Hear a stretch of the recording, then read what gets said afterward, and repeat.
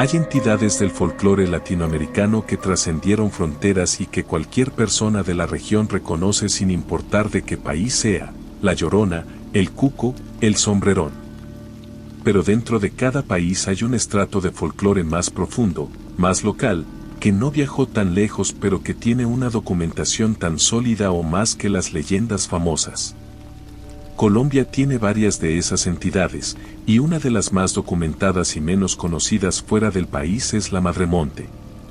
La Madremonte pertenece al folclore de la región andina colombiana, especialmente documentada en los departamentos del Tolima, Huila, Antioquia, Caldas, Risaralda y Quindío. La zona que conforma lo que se conoce como la región paisa y el eje cafetero. Es una de las entidades centrales de lo que los folcloristas colombianos llaman las leyendas de la naturaleza, un conjunto de figuras que personifican el monte, el agua, la montaña, y que tienen en común una función que el folclore europeo no tiene de la misma manera. No son entidades que castigan transgresiones morales generales. Castigan transgresiones específicas contra el entorno natural. La documentación de la Madremonte en la literatura folclórica colombiana es extensa. Aparece en los trabajos de Javier Ocampo López, uno de los historiadores y folcloristas colombianos más importantes del siglo XX, que dedicó buena parte de su obra a sistematizar las tradiciones orales de la región andina colombiana.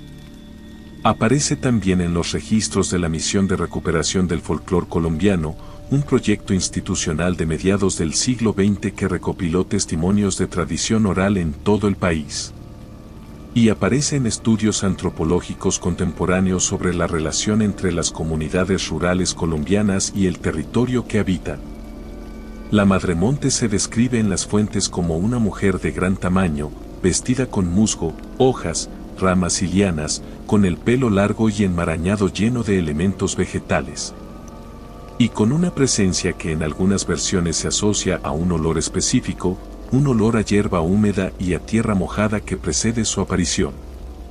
Vive en lo más profundo del monte, en las zonas de bosque que el ser humano no ha tocado, y es descrita en las fuentes como la madre y protectora de toda la vida vegetal y animal de esos territorios. La función de la Madremonte dentro del sistema de creencias documentado es clara y consistente entre las distintas fuentes: castiga a quienes destruyen el bosque sin necesidad.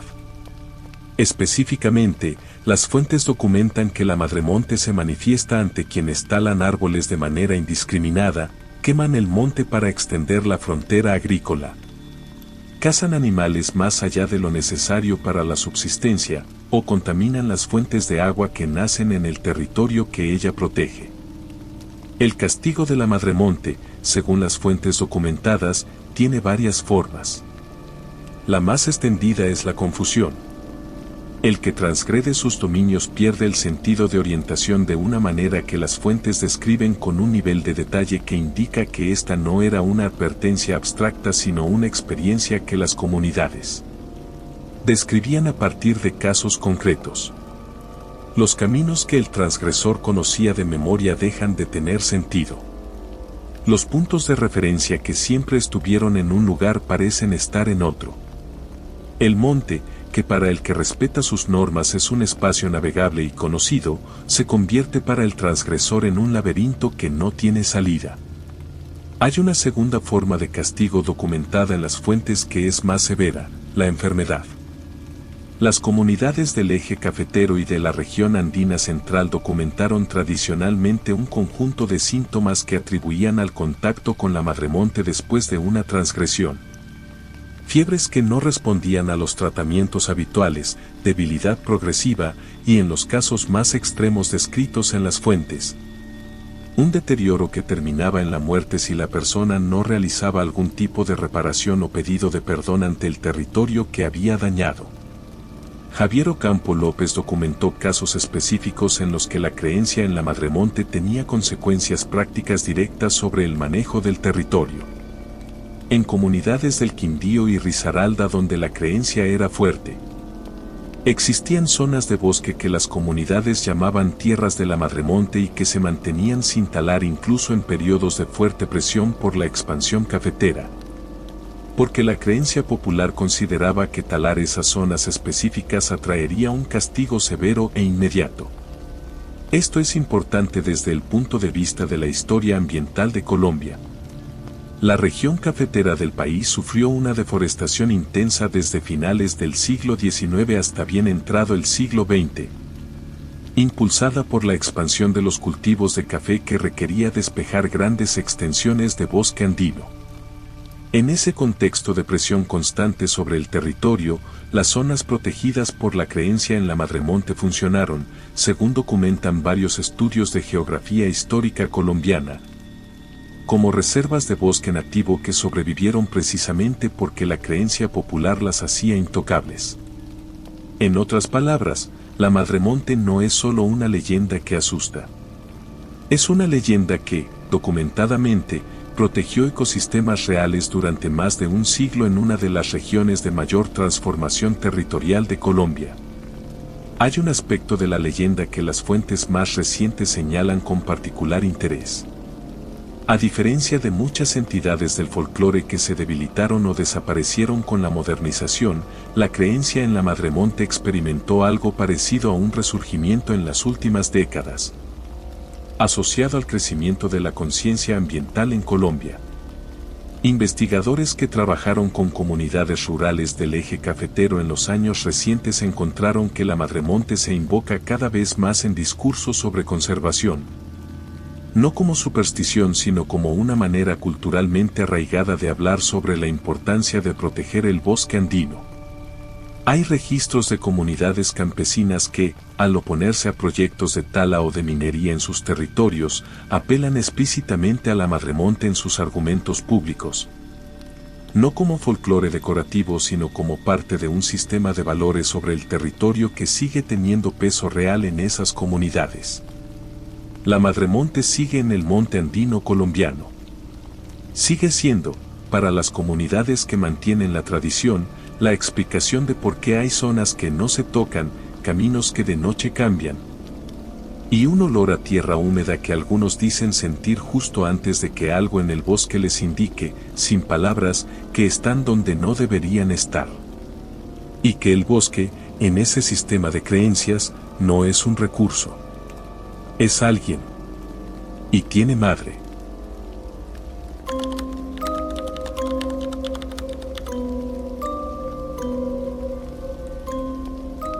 Dentro del conjunto de entidades del folclore colombiano asociadas a la naturaleza, hay una que tiene una característica que la vuelve única dentro de ese repertorio: no tiene una forma fija. Mientras que la Madremonte tiene una descripción consistente entre las distintas fuentes, y el Moán tiene rasgos que se repiten en casi todas las versiones. El hojarasquín del monte es descrito en las fuentes con una variabilidad que los investigadores señalan como parte central de su naturaleza, no como inconsistencia en el registro. El hojarasquín del monte está documentado principalmente en el folclore de la región andina colombiana, con presencia especialmente fuerte en los departamentos de Antioquia, Caldas, Tolima y Huila.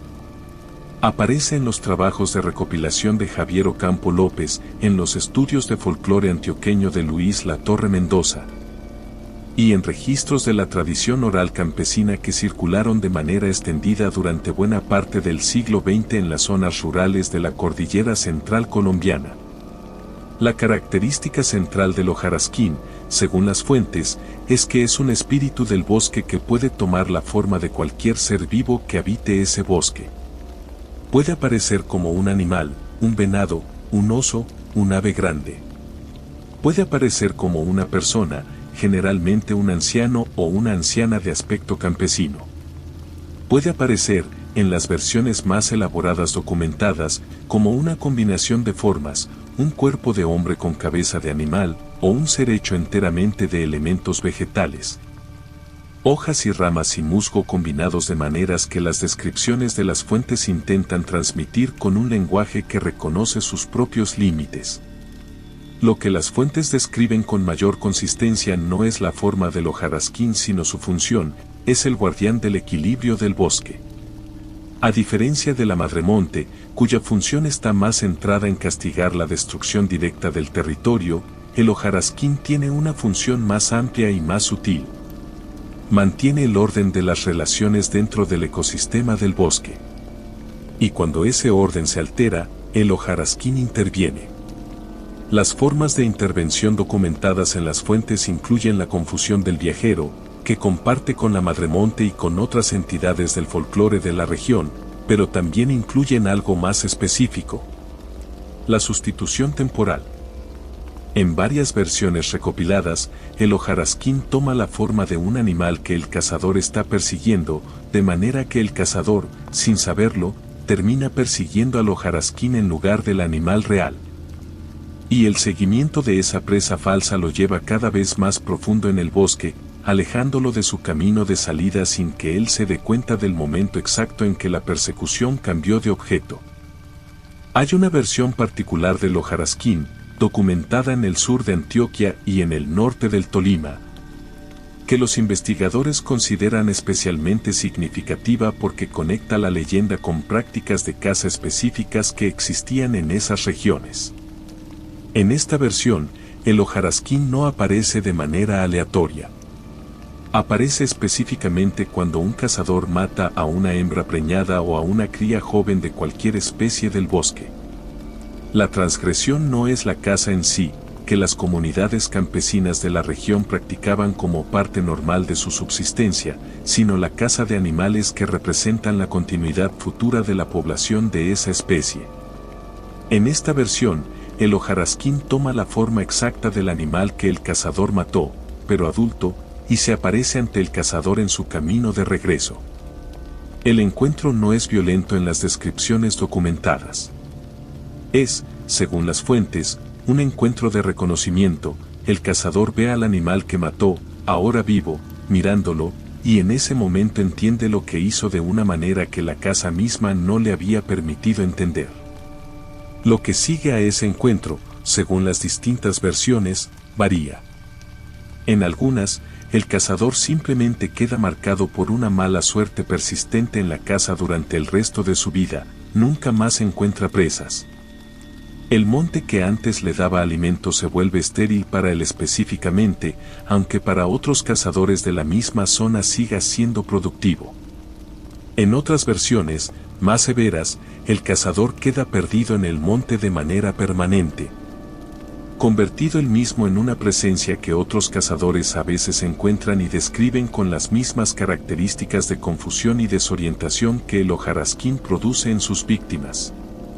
Esta estructura narrativa, donde el transgresor se convierte en una versión de la entidad que lo castigó, es algo que los folcloristas colombianos señalan como una característica distintiva de varias leyendas de la región andina y que tiene paralelos en sistemas de creencias de otras culturas alrededor del mundo donde la transgresión contra el orden natural produce una transformación que vuelve al transgresor parte de ese mismo orden, ahora como advertencia para otros.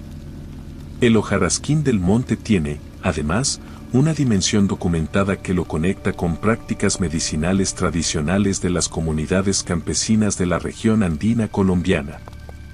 En algunas versiones recopiladas, el hojarasquín no solo castiga sino que también puede curar, específicamente enfermedades relacionadas con el monte, picaduras de animales venenosos, fiebres asociadas a determinadas plantas, afecciones que los curanderos tradicionales de la región atribuían a un desequilibrio entre la persona y el bosque. El tratamiento, en estas versiones, requería que el curandero hiciera una ofrenda o un pedido específico al hojarasquín, reconociendo su autoridad sobre el territorio donde la enfermedad se había originado. Esta dualidad, castigo y cura desde la misma fuente, es algo que investigadores contemporáneos de la antropología médica colombiana señalan como característico de muchos sistemas de creencias tradicionales. La misma entidad que puede causar un daño es la única que tiene la autoridad para revertirlo, porque ambos, el daño y la cura, dependen del mismo principio de equilibrio que esa entidad representa. El hojarasquín del monte sigue presente en la memoria oral de las comunidades campesinas de la cordillera central colombiana, aunque con menos visibilidad pública que otras leyendas más conocidas. Investigadores que trabajaron con comunidades de Antioquia y Tolima en años recientes encontraron que la creencia persiste especialmente entre cazadores y campesinos mayores, que describen con naturalidad la práctica de hablarle al monte antes de cazar, de pedir permiso, de no llevarse más de lo necesario. No siempre nombran al hojarasquín cuando lo hacen. Pero la práctica, documentada por generaciones, sigue ahí. Y el monte de la cordillera central colombiana, para quien sabe escuchar las historias que las comunidades cuentan sobre él, sigue teniendo una forma que cambia según quien lo mire. Y según lo que esa persona hizo, la última vez que estuvo ahí.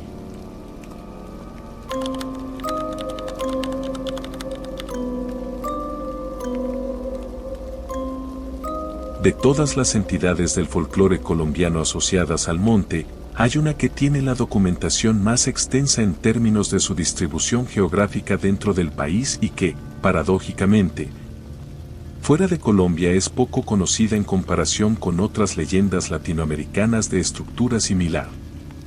Esa entidad es la patasola. La patasola está documentada en prácticamente todas las regiones de Colombia donde hay selva o bosque tropical, el Tolima, el Huila, los llanos orientales, la región del Magdalena Medio, el Chocó y zonas de la Amazonía colombiana. Esta distribución amplia es notable porque indica que no es una leyenda de un solo grupo cultural o de una sola región, sino algo que se desarrolló, con variaciones, en comunidades muy distintas a lo largo de un territorio enorme y diverso.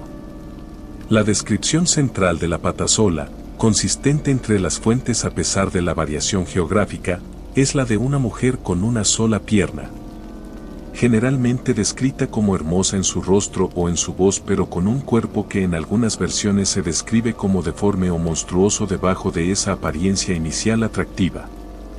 Habita las zonas selváticas y de monte espeso, y su modo de operar, según las fuentes, es atraer a hombres solitarios, generalmente trabajadores del monte, leñadores, cazadores, que se encuentran lejos de su comunidad, mediante su apariencia o su voz, para después revelarse en su verdadera forma. El origen de la leyenda de la patasola está documentado con bastante consistencia en una historia previa a la transformación, una mujer que cometió una infidelidad y que, por esa transgresión, fue castigada con una transformación que la condenó a vivir para siempre en el monte, sola, alimentándose de la sangre o la carne de los hombres que atraía. La pierna única que la caracteriza tiene en algunas versiones una explicación específica dentro de esta historia de origen, es la marca de su castigo. La pérdida de algo que en vida tenía y que la transformación le arrebató de manera permanente. Lo que hace que la patasola sea particularmente interesante desde el punto de vista del análisis folclórico es la función social que cumplía en las comunidades donde estaba más arraigada. La antropóloga colombiana Virginia Gutiérrez de Pineda, una de las investigadoras más importantes en el estudio de la familia y la cultura tradicional colombiana del siglo XX, analizó leyendas como la de la patasola en el contexto de las dinámicas de género y trabajo en las comunidades rurales colombianas. La patasola, en el análisis de Gutiérrez de Pineda y de otros investigadores que siguieron esa línea, funcionaba como una advertencia específicamente dirigida a los hombres que trabajaban solos en el monte, lejos de sus familias y comunidades, durante periodos extensos. El trabajo de tala, de extracción de caucho, de explotación maderera, que fue central en la economía de varias regiones de Colombia durante el siglo XIX y buena parte del XX, implicaba que los hombres pasaran semanas o meses en campamentos selváticos, separados de sus esposas y familias. La leyenda de la patasola, en este análisis, codificaba un mensaje sobre los peligros de la soledad masculina en esos contextos, el peligro de la infidelidad propia, el peligro de los encuentros con mujeres desconocidas en esos campamentos remotos y de manera más general, el peligro de la desconexión de la comunidad y la familia que el trabajo extractivo en la selva producía. La patasola era, en cierto sentido, la encarnación de esos peligros, una mujer sola en el monte, producto de una transgresión, que atrae y consume a los hombres que se alejan demasiado de donde deberían estar. Hay un elemento adicional documentado que conecta a la patasola con la historia económica de Colombia de una manera bastante directa. Durante el periodo de la explotación cauchera en la Amazonía colombiana, a finales del siglo XIX y principios del XX, un periodo documentado por su brutalidad hacia los trabajadores indígenas que eran forzados a extraer caucho en condiciones de explotación extrema. Varios investigadores encontraron versiones de la patasola que incorporaban elementos específicos de esa historia. La entidad aparecía con mayor frecuencia en las zonas donde la explotación había sido más severa, y las descripciones de su origen en esas versiones específicas la conectaban con mujeres indígenas que habían muerto o sido víctimas de esa explotación. En estas versiones, documentadas por investigadores que trabajaron con comunidades indígenas de la Amazonía colombiana en el siglo XX, la patasola no es solo una advertencia sobre infidelidad masculina. Es una figura de venganza, una entidad que castiga específicamente a los hombres que participan o se benefician de la explotación del territorio y de las personas que lo habitan. La selva, en estas versiones, recuerda lo que pasó en ella, y la patasola es la forma que adopta esa memoria.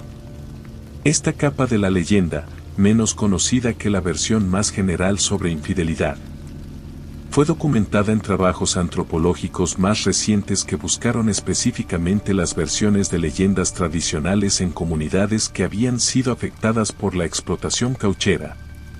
Y encontraron que la memoria de esa historia, demasiado dolorosa para ser transmitida de manera directa en muchos casos, se había codificado en las leyendas tradicionales de una manera que permitía que se siguiera transmitiendo entre generaciones sin necesidad de nombrar directamente lo que había pasado. La patasola, en este sentido, es un ejemplo de algo que los estudios sobre memoria histórica y trauma colectivo documentan en muchas culturas, cuando una historia es demasiado dolorosa para contarse de manera directa.